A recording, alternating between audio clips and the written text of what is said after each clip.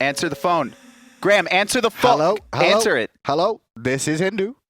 Why was there a phone call? I don't know. What was that about? That was an interesting song. What kind of music style? Anyway, welcome to the Smite Console League. Europe is the day of Europe, I should say. Friday, and we've got 4 teams obviously competing in the Smite Console League over in Europe. 3 of them still in contention to head to the LAN. However, as you can see, XL definitely don't have a shot in hell's chance of making it, unfortunately. It's going to be really hard. They're only 3 games behind right now, but with both these matches going on, Excel versus Barrage and Excellence versus Rival, Excel need to find 2 wins. If they only find 1, or even if they lose both in the other team, if Barrage 2-0s and Rival 2-0, both will now qualify for those summer finals. And that'll actually just take Excellence out of the running there. Excellence won't be able to make it unless they can find wins here today. And like Kevin said, Barrage, if Barrage and Rival both find 2-0s today, they have already qualified themselves for LAN before we even get into the last couple of weeks. Yeah, I mean, this has just been a pretty dominating season, I'd say, between Rival and Barrage. They were the top 2 cards coming out of the qualifiers. They've proven that they are still the top 2 cards here in the actual Pro League of it. And the only thing that is keeping Excellence in is the fact that they've taken so many games off Excel because Excel just aren't good enough to find wins. But they've also found some wins as well. They found a split against Barrage, which is really important for them. So I will say that Europe at the moment looking a little bit more like a top 3 and a bottom 1 at the moment. The top 3 are clearly just a bit further ahead than Excel. Yeah, but I mean, coming into it though, Excellence is definitely going to have to find some important wins. They need to tighten up all of their games. They need to find these 2-0s against Barrage and Rival. If they don't, Barrage and Rival are probably just going to ride it out until the end of the split. Quite possible. Well, we're going to start things off with Barrage versus Excel here. Picks and bans are ready. Excel 0-12 so far this season. Barrage are currently set at 9-3, the same record as you saw as Rival. You know, Excel, they've just... Obviously, coming into the SCL, right, they're a team that had some strong individual players. However, as a unit, they just did not have that same teamwork and synergy. They've gotten better, for sure, throughout the weeks. But the problem is, now that we're in week 5, they've still yet to find a win. You'd like to see at least a game or 2 go in their favor. At least one. At least one. What's been the issue with this roster, then? What is it that's a problem? Is it shot calling? Is it mechanics? I think it's shot calling. You can just see, like, anytime they do win a team fight, they don't really know how to capitalize off that. They don't know what to do. They'll typically win a team fight and then all kind of back instead of looking to group up, take towers, or force a Gold Fury. They don't really know exactly what their power spikes are. Well, Barrage seems to recognize that Excel may be looking for some big team fight compositions here with the Zeus and the Odin banned out. Meanwhile, Excel going to take the Proxy's Ratatoska away from him. Very scared of that. And also the Scylla for the mid lane. So Raijin still available, Susano still available, Guan Yu still available, Kuang as well. Yeah, there's a lot of actually top picks. Most of these have been counters. Obviously, Ratatosker completely targeted at proxy. Ratatosker has seen a few bans, but not too often here. And then Zeus and Scylla, these are mages that you typically don't see banned over the likes of Raijin. And Raijin was first picked. Was first picked, and now Excel have options. Like I said, Susano available, but they're going to go for Bacchus first of all for the Guardian role there. Picked up for, I believe it's Drizzi. Or Rawski. It's Rawski. Rawski, sorry. And Bacchus as well. Bacchus and Susano going to be locked in here. This is a pretty powerful core. Obviously, they don't have their mage yet. However, they know that Barrage already has their mage locked in, so they're not worried about getting anything taken away. The bans are done. I do expect them to complete this with a mage in the final portion. They could look to go Isis just so they have a ton of CC in the early game. A lot of control in the early game too at Waveclay, just trying to put the pressure on, allow Susano to roam freely. Guan was available and locked in for Barrage. More than likely going over to Watson in the solo lane here, but could be picked up in the support role as well. I'd like to see an Ao Kuang here, and there it is. I mean, this is, no matter what Excel go, as long as they get something that could compete in the early game, I think we're going to see fireworks between these 2 teams early game, especially at the mid camps. I mean, Bacchus is just, he doesn't like playing slow. If you have a Bacchus, you want to be the initiators. You want to be the ones forcing the fights, intoxicating multiple peoples, and it makes it really hard to fight into. Well, duo lane for Excel locked in now. Hoi and Bacchus as well. Didn't actually pick up a mage here, which gives Barrage an option in the counterban phase here. So just focus on the mid lane over and over. And I'd like to see them do that. I don't know if they will, but I think they're going to agree with us here, Hindu. Giannis is taken away as well. It's probably going to be another Hunter. Chiron taken away. So a lot of these kind of high push gods that Hoi going to have trouble competing with in the early game, Barrage are going to have no hope at them. Well, with that too, I mean, Barrage could look, for me, could go for Medusa Athena lane in the duo here. That's true. Very, very strong on the push power, as well as those taunts will allow Ao Kuang to get in there and Raijin to get that burst damage off. If they want to look for the Athena option, it's not too much of a bad call here. But it's Excel's first pick right now before they get the counter pick option at the end. Thinking they still need a mage in the mid lane. They also need a solo lane here. I think we'll see Cabrakan is an option. I think Isis just kind of complements it. It's just such high pressure early. Not the best matchup against Kuang, because he can just get you to burst you down and then ult you before really your circle protection becomes useful. And it's going to be Chronos. I can get behind that. Well, Chronos very, very safe, can rewind away from danger as well. Obviously, avoid the ultimate from Kuang as well, which is another thing that he can do. Obviously, he does get immunity when rewinding. There's the Athena, which I kind of expected. Maybe a Medusa I thought would be good for the lane push against Hoyi, but you don't have to Medusa. You could go Anher, you could look Apollo. Those sort of gods are honestly available. A Cupid's not the worst here. Obviously now without Throwing Dagger, it becomes a little bit harder, so they are going to go the Apollo. Going to go a little bit safer, as well as have that double global presence in the dual lane. Athena, Apollo, really hard to deal with. In 3v3 fights, right? If Excel want to force engagements with the Bacchus, they have to expect that not only is the Athena ult going to be there, but also the Apollo is likely going to be across the skies as well. And there's the Cabrakan you were talking about, locked in for Excel in the solo lane up against the Guan Yu here. So Cabrakan should have a pretty good early game up against the Guan Yu in the early stages, but then as time goes on, Guan becomes Guan when it comes to the team fights. Just, he's going to press Conviction and then just heal a lot. And that's kind of going to be the deal. Excel with this Cabrakan and their Bacchus, I'm expecting to see both of these gods rotate out of their lanes fairly frequently, try and control the early game. And I do like this draft from Excel. Typically, if you're a weaker team, you want to run this hyper early game aggressive composition so you can look to just snowball a win. Just a little bit worried for Excel here in terms of the wave clear in the mid lane. Obviously, they're going to have the Chronos in the mid lane to go alongside it. Or is it going to be the Chronos in the mid lane? Looks like hi-rez is actually playing Hoyi mid lane here. Oh, so a little bit of a switch up here. This is interesting. I'm not exactly sure how this is going to work out. He's gone into the Transcendence to start?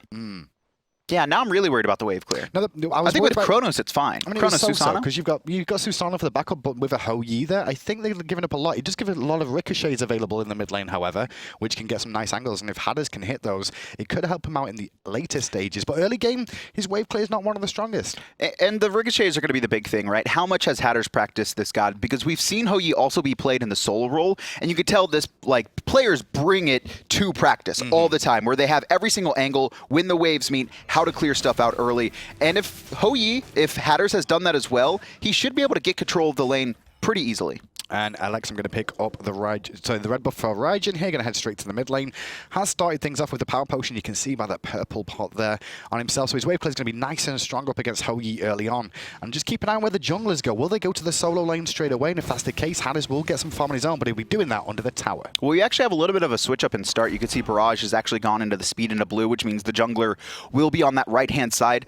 And Excel have done it a little bit differently. They started the blue to the speed, and this is a good choice because you know the Hoyi is going to get pressured out. So that makes sure to guarantee those mid-harpy control. You can see right now Excel already going to get those, and the Cabrakan's going to be fine by himself. That was good work from all there on that Athena that you saw. He was poking Rawski. Rawski should have just carried on running away. Instead, he decided to stand there and eat some damage. Good poke, though, but still, Or's on point, and the taunt comes out as well.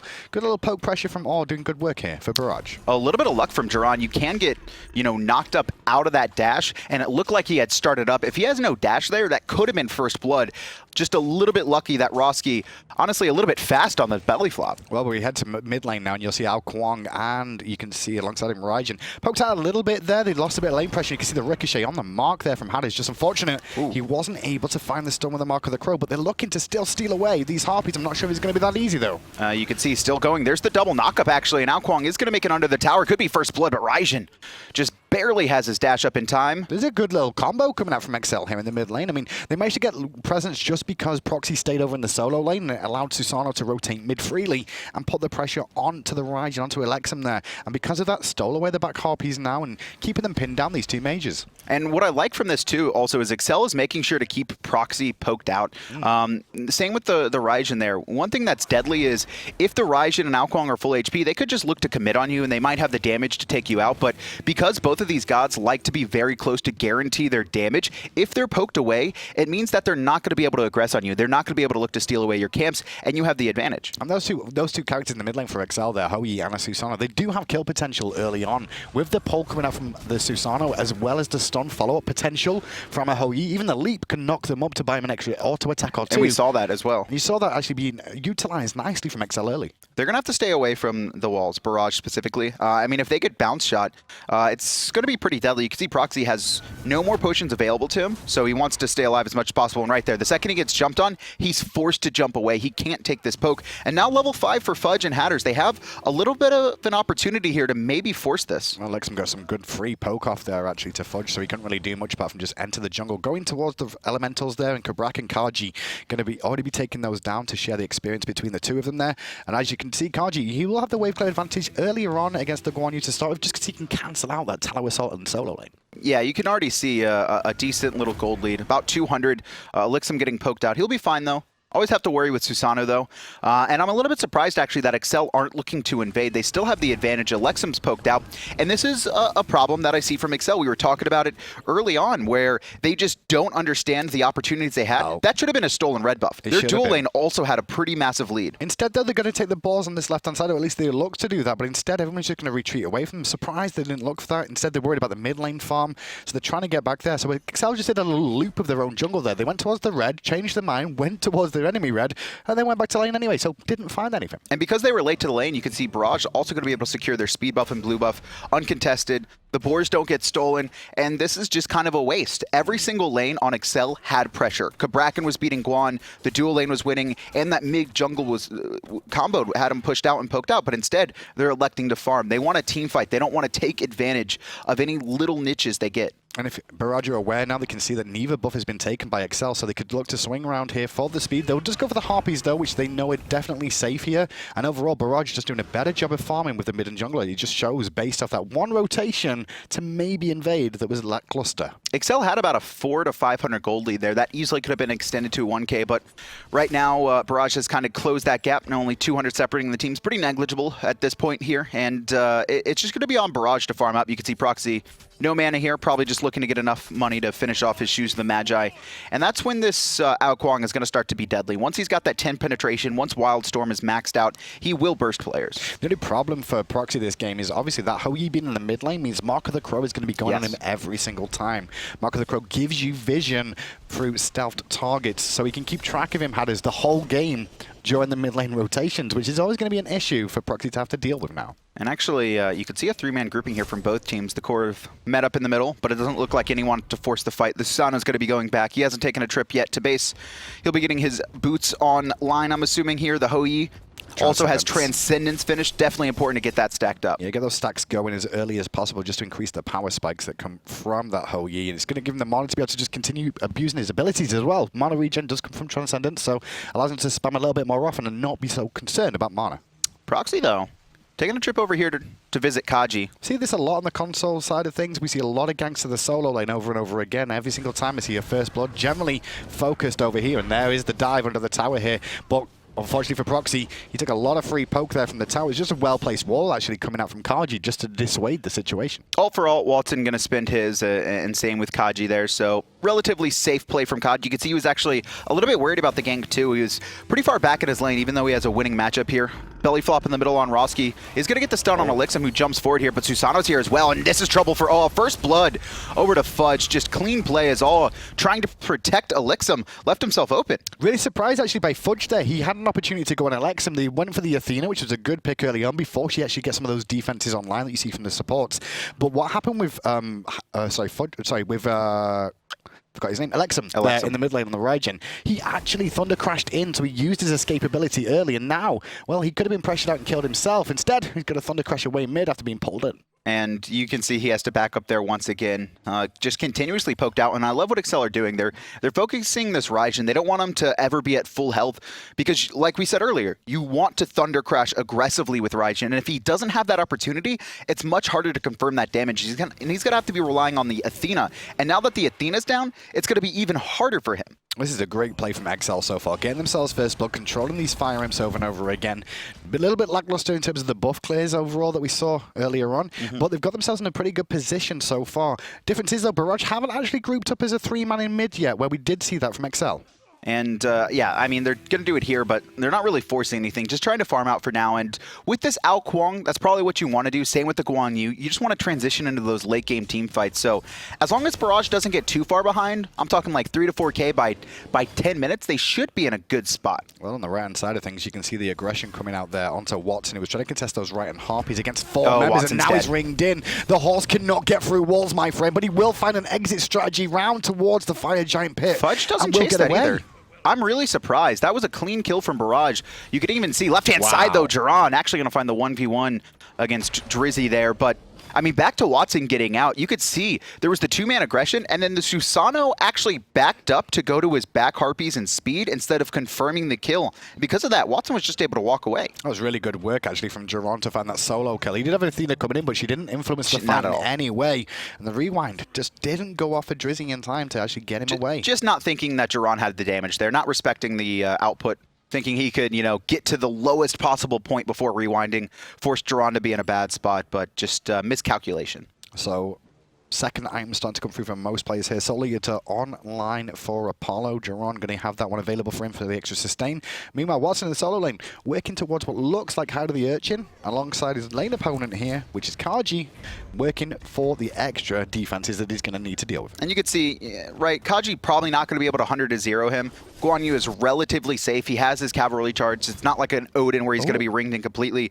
Excel, though, looking to force Gold Fury, it seems. Did they catch the back coming out from Proxy there on the Kuang? I think that's the case, but Or recognizes what's going on and is actually going to deal with Fudge a little bit. They're looking to burst Fudge down, which is going to force a reset out of Excel, actually, at the Gold Fury, as you see how much damage that Rawski took tanking that one as the Bacchus. Yeah, I mean, before 10 minutes, you have to full commit to the Gold Furies. If you try and get into a poke war, especially with the low spawns, it can be dangerous. Proxy here, going to be forced to Purify. Typhoon knocks up 2 others on the mid, and Proxy's just going to be fine.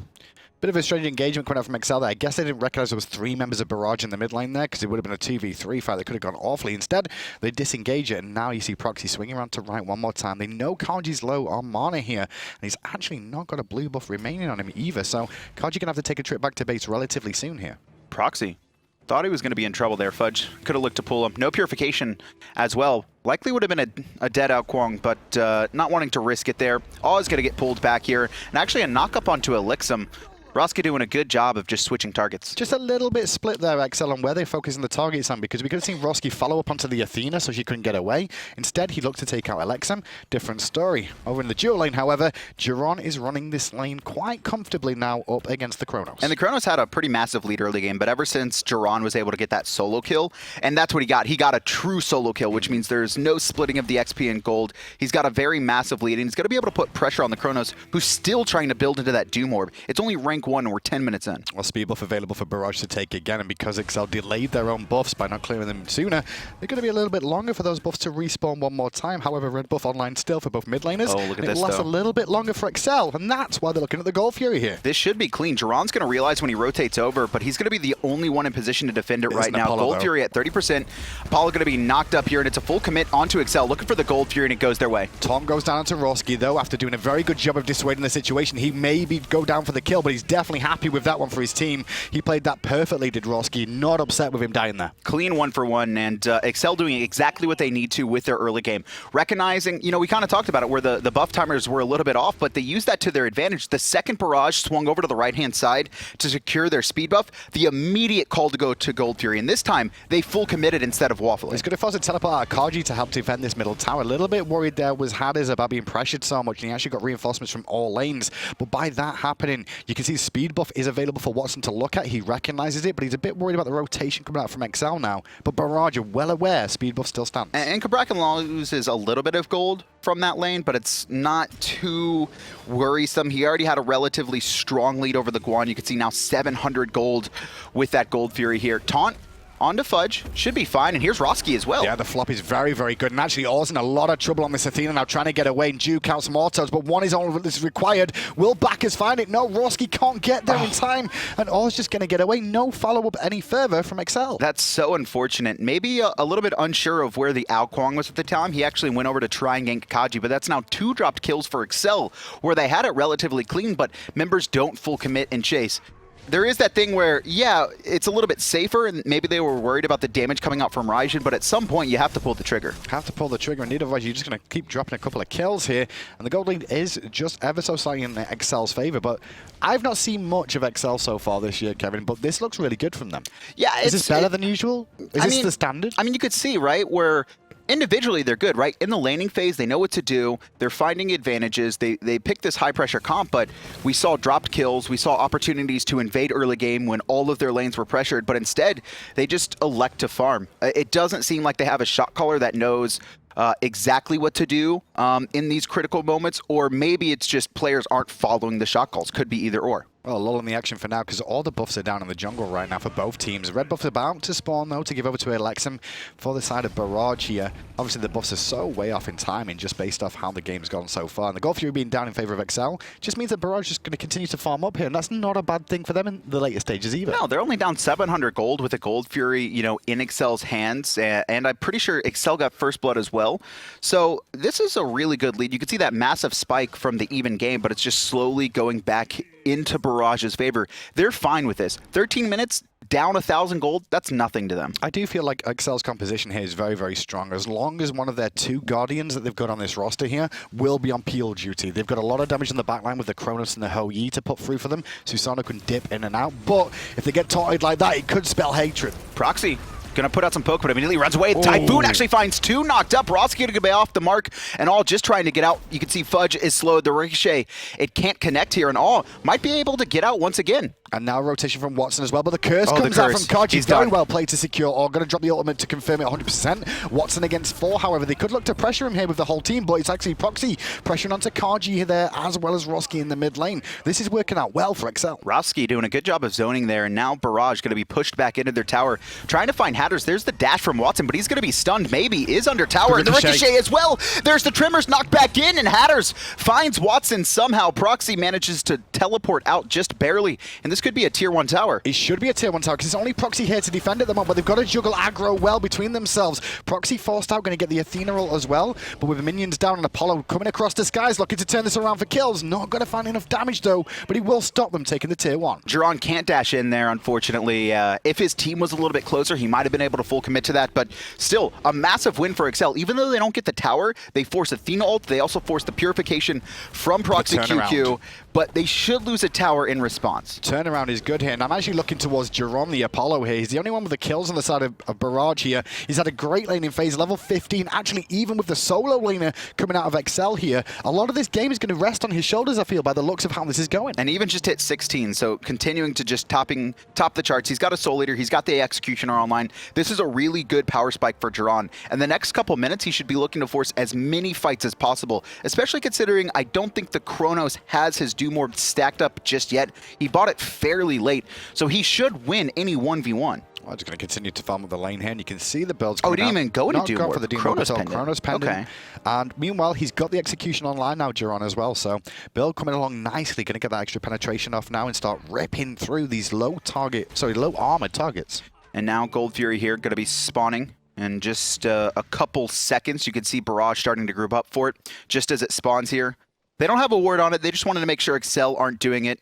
And they're just going to go back to farming for now. But someone's got to keep eyes on it because XL have shown that if Barrage go to the wrong side of the map, they're willing to just burst this down. They're willing to full commit. Can we see Ward's place here? Because I feel like XL have been really heavy on the wall placements overall compared to Barrage. And it kind of shows there with both Susano and the Bacchus in the top 2, with a big gap between the rest of the field. And that's mostly because when you have that box Susano, they're probably placing all their wards on that Gold Fury side. Obviously, Watson is up there along with all, but all of his wards are typically over towards the soul lane, which means you have this massive stacking, and even the Hou-Yi has 3 as well, so clearly probably doubling the ward vision. Well, XL around the Gold Fury again, looking to set up and find somebody on the pinch of the corner, but it looks like Barrage is going to farm on mid lane. They're not aware that the Gold Fury area is covered. Now they will be as a taunt from he was a little bit early there, though. No real follow-up as he gets pulled back into the danger zone, but unfortunately the Ricochet had already been used by Hatters, so there was no stun to follow that up. XL just going to back out of there. You can see All's trying to force things, but he needs to wait for his team in most situations. Right-hand side, you actually have both soul laners proxying the waves right now. Not scared at all at any rotations, although Watson probably should be a little bit scared. I mean, if the Bacchus and Hou-Yi go over there, he's pretty likely to die. This is normal for extended laning phases. When we get to about mid-game, which is where we're at now, if the laning phase is still going, solo lanes just can't fight each other. There's no point anymore. Let's just proxy the wave so we can rotate a little bit quicker and keep ourselves off the map. Or maybe just draw attention from the junglers. Talking about the junglers, in the jungle once more, you can see 3 members of XL around the Gold Fury. Trying to get picks here. They know they want to force the next Gold Fury. They don't want to let the little lead they have be chipped away here. And it's actually a bait rotation. There's Rawski. He's going to find a knockup, but there's not enough in position position to follow up off that and find the kill. Curse activated by Awe, as now Rawski just going to back off. Well, his flop's actually been used there, so he's going to force the Suns from hi-rez there to give him an exit strategy, but now Drizzi on the left-hand side of things had to rewind very early there to try and reposition himself, but now they could all in him potentially, and Jeron is doing just that on his own, forcing Drizzi out of the fight. Now the rotation from the solo lanes is here, cavalry charge on the mark, as is Kaajee's ultimate, but the drums of war from Elexum are doing great work as Jeron crashes back in. And now the Kuang trying to do as much damage as he can. Proxy has his execute, and he's going to find it. There's the first kill. ManLikeJeron finds one onto Rawski as well, and Proxy just going to continue to dive along with Jeron, runs straight into Drizzi, takes him out. Elexum takes out hi-rez as well, and overall it's a Dia side. Only one die on the side of Barrage. And that worked out so well for Barrage there. They got pinned into an avenue, but it worked out well. The walls came down, but that just kept cut off an exit route for Elexum to be able to just channel the drums. The ultimate came through and destroyed the whole team. I mean, both teams really have good fights in those small circles, but the problem is the Suns had already been used. Typhoon was used at the start of the fight without any follow-up, and same with the Intoxicate. So Excel dump a lot of their hardcore, tight team fight abilities early on in the fight. Barrage are able to reset just a little bit, and then Elexum just doing so much damage to every single member. And look at what they just got from that. Tier 1 side on the left-hand side, the Goal Fury, and just strip away some more jungle where they can on those balls on the left as well. 7-5, Barrage now find themselves with an experiencing gold lead for the first real time in this game as well. But already, it's such a big gap in just a moment's notice. Yeah, I mean, this game, that was what, a 4,500 gold swing? Yep. It was a 1,000 in favor of Excel, and now I mean, this is what we see from Excel, where they, they have these opportunities, and all it is just not taking advantage of the opportunities they have, and then just slowly falling. I actually think what happened there was 4 members around the golf here, and they were split into 2 groups of 2. And one of the groups, which was the Bacchus and the hi-rez, engaged on their own without the backup being available for the rest of them of Chronos and the Susano coming with them. So by doing that, they end up investing a lot more than they should have done without having a whole team there. Yeah, I mean, if the hi-rez ult is up in that fight, they probably just win it. Well, especially with a Transcendent hi-rez as well. I mean, the extra damage he's fully stacked, had a Soul Eater as well. It would have been pretty deadly here. Right-hand side, though, Watson back to farming away. The Guan Yu has made it past his struggles of early game now, and he's just going to be able to spam that conviction. Also has a meditation online, so it's going to be really hard for Excel to confirm kills unless they all in. When you talk about relics, you mentioned meditation, but look what Susano's picked up here. Fudge has actually gone for a Wrath. No, I'm not even looking at that. Look at the left-hand side. Awe. He's gone into Girdle. Interesting. So many. So we've got a Girdle or Frenzy. We've got a Girdle on Athena. We've got a Wrath on a Jungle Susano. We've got crazy things going on. But one thing we do have is Barrage all grouped up on the right hand side. They want to play the split push game here quite clearly. They're going to give up a tier 1 tower potentially on the left and mid lane for this push down the right hand side, looking for the tier 2 tower. Clearly, as a group, Watson's going to head mid to try and defend. I love what Excel are doing right now. They know they're not going to be able to fight on the tier 2, even if they have a 5v5, so instead, leave Kaajee there just to slow them. The Frenzy's going to be popped just to burn through that tower, and now there's a tier 1 on left done, a tier 1 in mid going to be low here. Watson actually might manage to hold this. He is going to hold this. He's going to put the pressure on, and now Barrage could potentially rotate around the back of the whole team. Done. Rawski's surrounded, going to flop away, but guess who's waiting there? Elexum is going to thunder crash onto him, sound the drums and look for the taunt before he can juke it out, but Rawski does a good job of holding for now. Meanwhile, Chronos, he is looking at the tier 2. He should get a tier 2, but the left-hand side, Jeron actually finds Fudge isolated 3 levels above, and he's just going to be dealing with these minions for now. The Chronos is going to back here, but the trouble is that Barrage, they're going to look for Kaajee here at another tier 2 in mid. They want the tier 2 more than Kaajee. They just got to stop Kaajee from going in to clear the minions out. This tower's going to fall relatively quickly as long as they can keep this up, but Kaajee's doing good work with the Tremors and giving aggro to Awe, who's trying to get away. Fudge actually gets mezzed before he could do any follow-up damage, and now Kaajee gets eaten by Proxy, turns into a dragon, and now he can look for a follow-up kill. All does get turned on here, but look at this. Hatter's going deep. Same with prOxyQQ. The rewind is out from Drizzi, and the body blocks from Watson are good. Hatter's, he actually can't find the kill. Now he's going to turn his attention over to Jeron, but the problem is he's got Watson swinging away on him. He's forced to purify. He managed to get under the Phoenix, but the problem is Jeron is chasing him. Can't connect the basics here, and it seems like just barely Hatters can get out. Everybody gets out for now, but they did lose a tier 2 tower, so in the grand scheme of things, Barrage got a tier 1 and tier 2 tower. Barrage got a tier 1 and 2 tier 2 towers. Yes. Excel got 1 tier 1 tower and 1 tier 2 tower in that whole swing. Definitely a win for, Barrage overall, and a really good job by Watson, because that probably doesn't go in their favor. If Watson can't stop that tier 1 in mid, it's likely that Excel all backs, and then they could defend that mid tier 2 tower. The only reason that mid tier 2 tower went down also was because Excel were forced to kind of run around in circles because of the Guan Yu and Athena. So across the map, advantages definitely for XL now when you look at the mid and right-hand side of things, because they have full Fire Giant control if they want it. They can just wharf that very deep because there's no defense point for XL to start from. And Barrage here, looking really good. The problem is this Athena a little bit. So she's gone into an interesting build. She went into Heartward Amulet, which is pretty expensive, as well as this the new dagger, Ritual Dagger, right? Is that it? It's Ritual Dagger, right? Ritual Dagger. I was going to say something. I wanted to say like a different name for it, but Ritual Dagger. So now all her relics are going to be extended in duration by 50%. So Frenzy now going to be 7.5. Same with Curse. But the problem is she doesn't have any defensive relics, and she also doesn't have a lot of health in her build. And so you see her with the most deaths, but if XL are just going to focus her the whole time, overall that's a win for Barrage, as long as Elexum and Proxy are left to just free cast. You can see XL swing around the left-hand side to try and defend this tier 2 tower where Jeron was aside, and actually Drizzle forced to ult again very, very early on that Chronos. His ults have had to be so early, it seems, and by doing that, it kind of limits how much Chronos can really do in these fights. I mean, they have to be early, right? You have to look at the damage, specifically the magical damage on board for Barrage. Elexum, Thunder Crash, you're going to be Mez, which means you can't cast it in the middle of that, as well as a ton of burst damage. And if you're in that 30% threshold, all that Proxy needs to do is press 4. Well, Kaajee sees the Gold Fury go down and Barrage take it for free, and now he's going to actually get taunted into a dangerous situation because he's alone here. No teammates around him whatsoever.